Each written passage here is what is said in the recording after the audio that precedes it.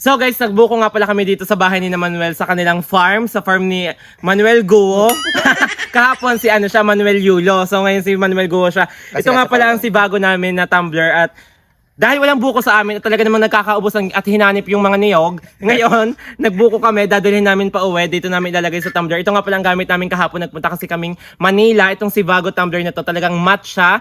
Napakaganda ng color niya, guys. So, isasalin ko na dito kasi nga walang buko sa amin. Ayan, guys, talaga namang punong-puno ang tumbler. Napakadami. Tingnan niyo po, ang niyog na ang buko na to, 3. Buks ito. At ako, iinom ka na?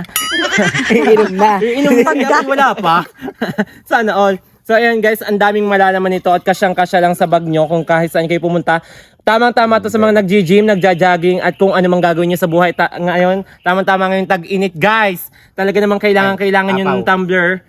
At napakaganda niya. Tumatagal nga pala dito ang cold water ng 24 hours at hot water naman 12 hours. 12 hours guys, ang hot water. 12 years na inamag na. Inumin mo muna. Ay, binalik. Alak. So ayan guys, ito nga pala ang si bago tumbler. Ipakita natin guys. Apakaganda niyan. Ilalagay ko sa yellow basket kung saan ko siya na-order.